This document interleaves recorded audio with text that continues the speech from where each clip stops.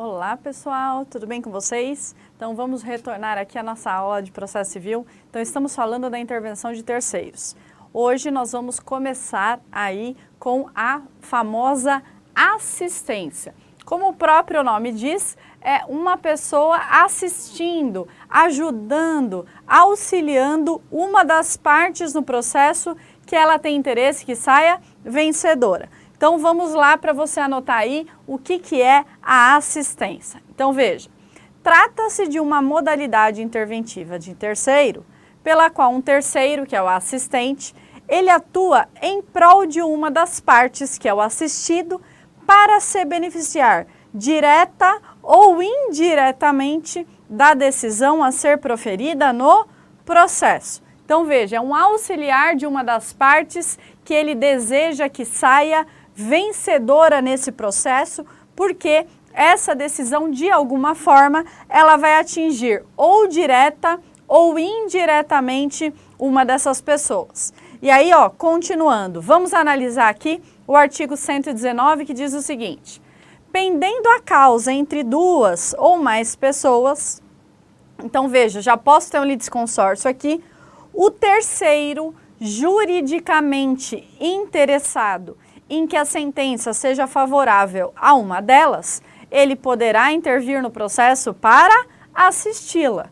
Parágrafo único, ele diz assim, que a assistência será admitida em qualquer procedimento e em todos os graus de jurisdição, recebendo o assistente o processo no estado em que ele se encontre. E aqui veja, volte aqui comigo para você ter atenção numa coisa. Eu disse assim para vocês, em qualquer procedimento. Só que relembrando aqui, em qualquer procedimento, salvo nas hipóteses em que a lei proíbe, como, por exemplo, nós falamos no Juizado Especial Cível, na Lei 9.099, ele proíbe a intervenção de terceiros no processo. Então, primeira coisa, você já sabe que o terceiro juridicamente interessado, ele pode pedir para intervir nesse processo para auxiliar uma das partes, em qualquer procedimento em regra e em todos os graus de jurisdição. Só que o assistente vai receber o processo no estado em que ele se encontra. Continuando aqui, olha o que diz o artigo 120. Não havendo impugnação no prazo de 15 dias, o pedido do assistente será deferido, salvo se for o caso de rejeição liminar. Então veja, o juiz vai receber o pedido do assistente, vai intimar a parte contrária para se manifestar. Não havendo impugnação, salvo caso de rejeição liminar, o juiz vai deferir a intervenção do assistente no processo. Olha o que diz o parágrafo único do artigo 120. Se qualquer parte alegar que falta ao requerente interesse jurídico para intervir, o juiz vai decidir esse incidente sem suspensão do processo. Então, veja, o pedido do assistente, ele vai criar um incidente no processo. No entanto, olha o que diz o parágrafo único, esse incidente, ele não vai suspender o processo principal. Existem duas modalidades de assistência. A assistência que nós chamamos de simples e a assistência litisconsorcial. A assistência simples, também chamada de assistência adesiva ou coadjuvantum, ela ocorre quando o interesse jurídico do terceiro decorre de uma relação jurídica que ele mantém exclusivamente com a parte assistida. Essa relação será atingida indiretamente ou por reflexo se o assistido perder a ação. Veja, na assistência simples, a relação jurídica do assistente, ela depende da relação jurídica que está sendo discutida no processo. Como exemplo, o sublocatário, ele pode ser assistente simples do locatário na ação que lhe move o locador. E aí, continuando, olha o que diz o artigo 121. O assistente simples, ele atuará como auxiliar da parte principal, exercerá os mesmos poderes e sujeitar-se-á aos mesmos ônus processuais que o assistido. Veja aqui comigo, olha só, o assistente simples, ele vai ser atingido por reflexo e não diretamente daquela sentença em que ele será, o assistente, na verdade, ele vai ser atingido por reflexo. Então, nesse caso, na assistência simples, ele não vai ser atingido diretamente pela sentença, mas ele vai sofrer algumas consequências, como, por exemplo, um sublocatário, ele tem interesse em ser assistente do locatário no caso de uma briga, um litígio entre o locador e o locatário. Porque imagina que se o locatário, imagina que ele perde um processo e por algum motivo se extingue a locação. Veja, a sublocação é um contrato acessório. Se extinguir o contrato de locação, obviamente vai atingir esse sublocatário. Então, por isso que isso é um exemplo de assistência simples. Então, veja, quais são os poderes desse assistente simples no processo? A lei diz que ele vai ser um auxiliar da parte principal e ele vai exercer os mesmos poderes e sujeitar-se-á aos mesmos ônus processuais que o assistido. Então, imagine o seguinte, um exemplo hipotético. O assistido, ele tem contra ele invertido o ônus da prova. Imagina que o juiz inverteu o ônus da prova contra o assistido.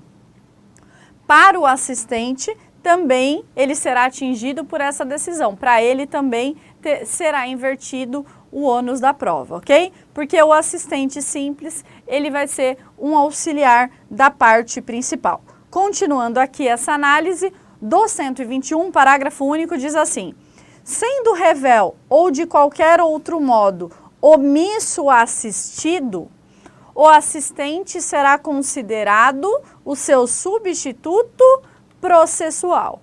E o artigo 122 diz assim, que a assistência simples não obsta, ou seja, não impede que a parte principal reconheça a procedência do pedido, desista da ação, renuncie ao direito sobre o qual se funda a ação ou transija sobre direitos controvertidos. Então, veja aqui comigo, o fato daquele assistido, ele ter um assistente, ele não vai impedir a autonomia dessa pessoa que está sendo assistido. Então, por isso que ele fala que a assistência simples não vai impedir que, por exemplo, ele reconheça a procedência do pedido ou desista da ação. Por quê? Porque a assistência, em que pese ele seja auxiliar do assistido, o assistente, eles têm uma autonomia entre si. Então, o fato de um desistir da ação daquele que está sendo assistido não vai impedir o assistente, ele não pode impedir que o assistido, por exemplo, ele desista da ação por conta dessa autonomia. E veja, o que a lei diz? Na assistência simples, imagina que o assistido, ele é revel, o que vai acontecer com o assistente? Ele poderá continuar no processo e aí ele vai ser considerado o substituto processual desse assistido, ok? Então vamos lá. Continuando aqui, o que eu quero dizer para vocês? O artigo 123 do CPC, ele diz assim: transitada em julgada a sentença no processo em que interveio o assistente, este não poderá, em processo posterior, discutir a justiça da decisão, salvo se alegar e provar que, inciso 1, pelo estado em que recebeu o processo ou pelas declarações e pelos atos do assistido, ele foi impedido de produzir provas suscetíveis de influir na sentença. E o inciso 2, ele diz assim: desconhecia a existência de alegações ou de provas das quais o assistido, por dolo ou culpa, não se valeu. Então, veja, o artigo 123, ele veda ao assistente que discuta a justiça da decisão proferida no processo em que ele interveio após o seu trânsito em julgado. Aqui nós temos aquilo que a gente chama de exceção de má gestão processual, que é exceptio mali gesti processus. O assistente aí, veja, mudando o nosso assunto, o que eu quero dizer para você? Da assistência litisconsorcial. Então, veja aqui comigo. O assistente litisconsorcial, ele ingressa para defender o direito próprio, até então postulado por seu substituto processual. Então, veja aqui comigo. Lá na assistência simples, que nós acabamos de falar, nós temos um assistente simples auxiliando o assistido, uma das partes autor e réu, porque ele poderá, de algum modo, ser atingido por reflexo dessa decisão. Isso na assistência simples. Agora, o que nós temos na assistência litisconsorcial? Como o próprio nome diz, litisconsórcio. Na assistência litisconsorcial, o assistente e assistido, ambos, eles são titulares daquela mesma relação jurídica que está sendo discutida no processo. Por isso que eu disse para vocês agora que o assistente litisconsorcial, ele ingressa para defender direito próprio, até então postulado por seu substituto processual. Então veja, na assistência litisconsorcial, o assistente ele poderia ser parte. Só que, por algum motivo, e aí você já vai entender nos exemplos, ele não está ali como parte de um dos processos. E a partir do momento que ele ingressa, a lei diz que ele está ingressando para defender um direito em que ele poderia ser parte. Então, veja, ele está auxiliando e o direito estava sendo postulado pelo seu substituto processual. Continua aqui comigo. Neste caso da assistência litisconsorcial, o assistente, ele é titular do direito discutido e o assistente é o seu substituto processual. Neste caso, o assistente, ele mantém relação jurídica com a parte contrária ao assistido. Ele é titular da relação de direito material discutida no processo. Primeiro exemplo. Quando um condômino move ação contra o invasor, outro condômino pode ingressar como assistente litisconsorcial. Veja aqui comigo que eu vou te dar esse exemplo, eu vou explicar essa situação para você entender melhor a assistência litisconsorcial. Veja só, eu tenho alguém, imagina que um condômino, ele vai discutir em juízo um direito de todo o condomínio. Então, imagina a seguinte situação. Um dos condôminos lança lá de seu apartamento, imagina que é um prédio, um objeto na rua. Esse objeto, ele atinge um carro que está estacionado, quebra o vidro e amassa esse carro. Então, joga uma TV lá de cima, brigando. Aí, veja, essa pessoa que teve o prejuízo, se ele não for indenizado pelo condômino, ele vai entrar com uma ação contra esse condomínio. Porque, veja, ele não sabe de onde veio esse objeto. Sabe que veio do prédio, mas não sabe exatamente o apartamento. Então, veja, quem é que vai ser réu? Vai ser o condomínio. Em juízo, ele vai ser representado processualmente, o condomínio, pelo seu síndico. Ocorre que, imagina que haja a condenação e o condomínio, ele é obrigado a indenizar essa pessoa. Quem é que vai pagar por isso? Vai ser um condômino? Não, vai ser todos os condôminos vão ser responsáveis pelo pagamento desse prejuízo. Ocorre que, se entender que há necessidade, um dos condôminos poderá entrar como assistente litisconsorcial. Então, imagina que o João, ele entende que o condomínio não está indo muito bem na sua defesa. Ele pode entrar como assistente litisconsorcial para auxiliar o condomínio que é o assistido? Pode. Por quê? Porque ele vai ser atingido diretamente por essa decisão. Se o juiz condenar o condomínio, claro que o João, que é um dos condôminos que paga lá o condomínio todo mês, vai sair do bolso de João esse valor da condenação.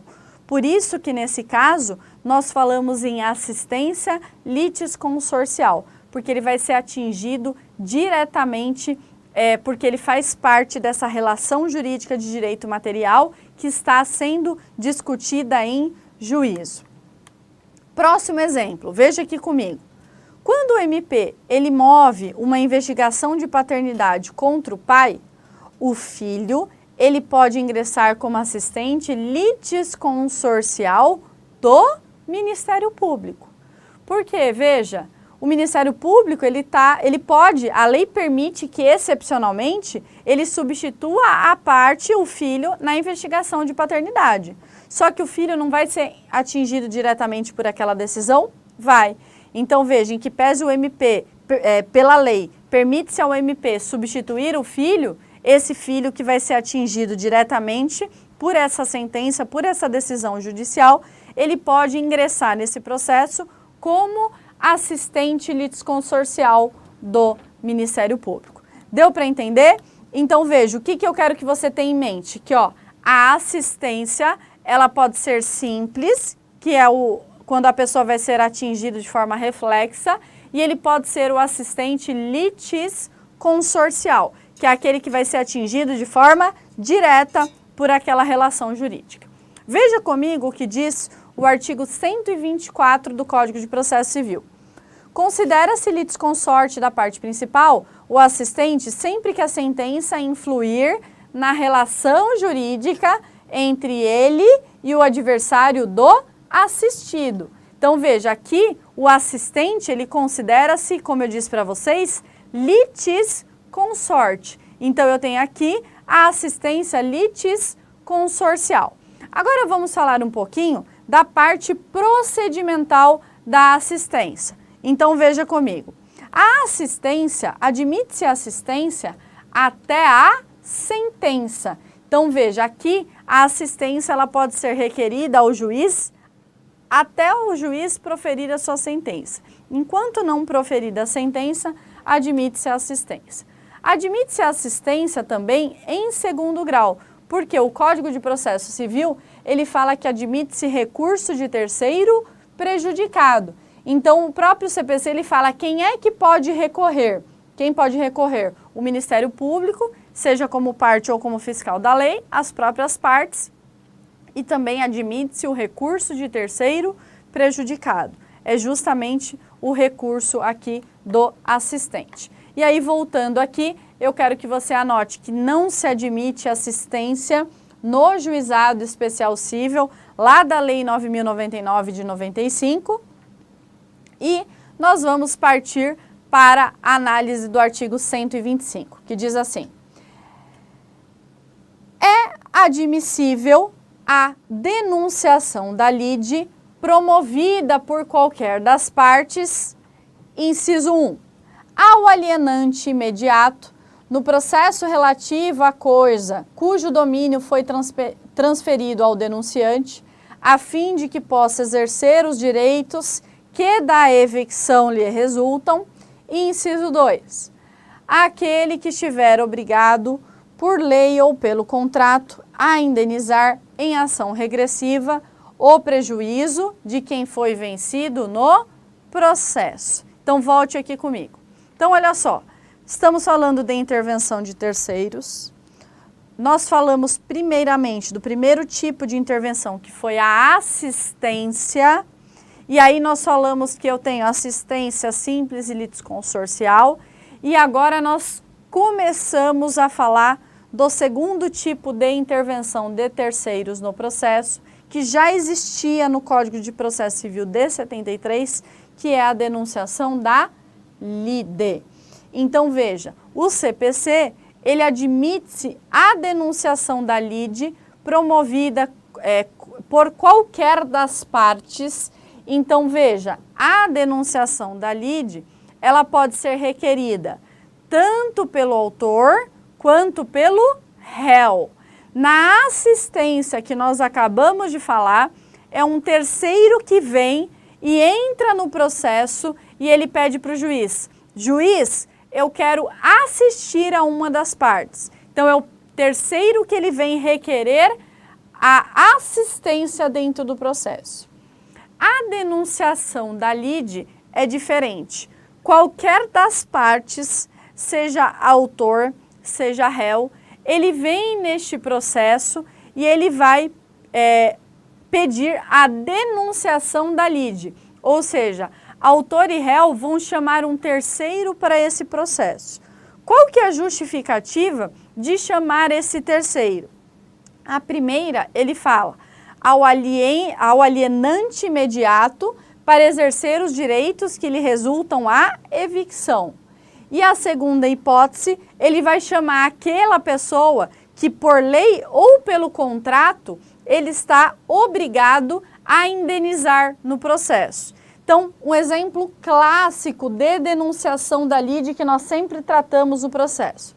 Então, imagina que você recebe no seu escritório um cliente que diz assim: professora, o cliente não vai falar professora, né? O cliente vai falar assim: doutor, o fulano de tal, eu bati no carro do fulano de tal e o fulano está me processando. E eu preciso de alguém, eu fui citado, eu preciso de alguém para fazer a minha defesa.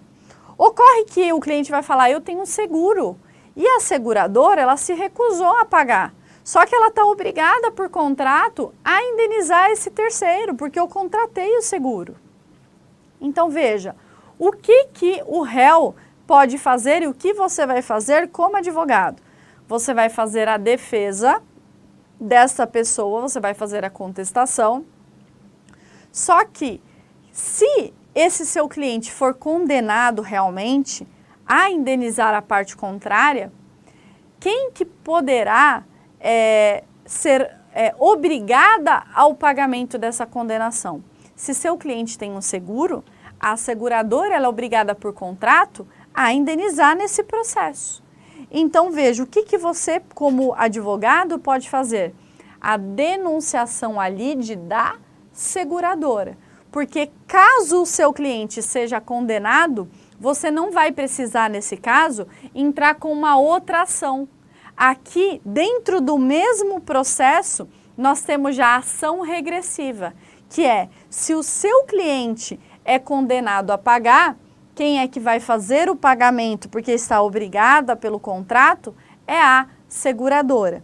Então, veja, esse é um dos exemplos da denunciação à lide. Então, a denunciação à lide, ela traz uma economia, porque você poderia até entrar depois com uma ação autônoma contra a seguradora? Poderia. Mas na denunciação da lide, ele já traz uma economia processual, porque no mesmo processo, o juiz já condena a seguradora a efetuar o pagamento conforme a obrigação contratual estabelecida entre as partes. Então, nós começamos aqui a análise da denunciação da lide no artigo 125. Vamos continuar aqui. Esse inciso do artigo 125, inciso 1 do Código de Processo Civil, ele protege o direito de evicção, previsto lá no artigo 447 do Código Civil. Então, veja, quem transmite a coisa a título oneroso, ele está obrigado a garantir a legitimidade, a rigidez e a tranquilidade do direito que transfere. Então, veja, o inciso 1 do artigo 125, ele garante o quê? O direito à evicção, que é a perda da coisa provocada pelo reconhecimento em uma decisão judicial ou administrativa. O que diz o artigo 447 do Código Civil? Nos contratos onerosos, o alienante, ele responde pela evicção e subsiste essa garantia ainda que a aquisição se tenha realizado em asta pública. Então, veja, o 125, inciso 1, que fala da denunciação da lide pela garantia da evicção, o que ele quer dizer? Imagina que uma pessoa comprou uma casa, o A comprou uma casa de B. Então, veja, o A, que é o alienante, ele garante a evicção. O que significa isso? Ele garante que se por um acaso o B, que comprou a casa, ele perder por um direito anterior a essa venda, então o alienante ele tem que garantir que B, ele não vai perder esse direito a essa propriedade. Então veja, B compra de A. Se B, lá no futuro, ele for demandado por C, e C fala, olha, esse imóvel era meu, não podia ser vendido por A. O que B pode fazer? Ele pode denunciar a lide o alienante, que é o A. Porque caso ele perca esse processo, a A vai ser obrigado a indenizá-lo. Então veja que a denunciação à lide é justamente daquela pessoa que vai ter obrigação de pagar o prejuízo caso, por exemplo, o réu ele perca esse processo, ok? Então, continuando aqui, nós vamos verificar o artigo 125, inciso 2 do Código de Processo Civil. Então, eu vou trazer para você aqui dois exemplos clássicos do artigo 125.2. Primeiro, a seguradora que é chamada no processo pelo segurado, que vai ser o denunciante, com a pretensão de formar um título judicial contra aquela, possibilitando o reconhecimento da indenização prevista no contrato de seguro, desembolsado em favor do autor. Então, esse exemplo eu já tinha explicado para vocês como exemplo de denunciação ali. E o segundo diz assim, empregador, réu em ação de indenização por ato de seu empregado, ele pode denunciar a lide o empregado causador do dano a fim de assegurar a formação de título executivo contra ele nos eventuais valores a serem desembolsados em favor do autor. Então, veja aqui comigo, a gente sabe que o empregador, ele tem responsabilidade objetiva pelos atos de seu empregado.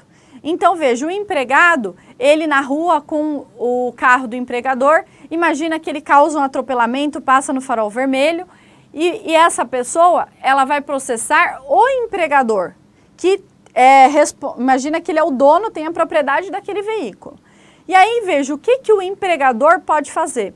Ele, ao ser processado, ele já pode denunciar a lide o seu empregado, porque o empregador, se ele for condenado a pagar um valor de indenização para essa pessoa, ele automaticamente, nesse mesmo processo, ele vai pagar, mas ele já vai cobrar os prejuízos que o seu empregado lhe causou. Então, aqui nós temos um exemplo, responsabilidade objetiva do empregador pelos atos de seus empregados. Mas ele tem direito à ação regressiva contra o seu empregado se ele for condenado a algum ato de seu empregado. E a lei já permite que, por questão de economia, para não precisar depois entrar com a ação regressiva, ele já pode fazer a denunciação à lide deste empregado causador do dano. Ok? Então, nós vamos finalizando aqui a aula de hoje e nós continuamos na próxima aula a tratar de denunciação à lide. Bons estudos, um grande beijo e até a próxima. Tchau, tchau.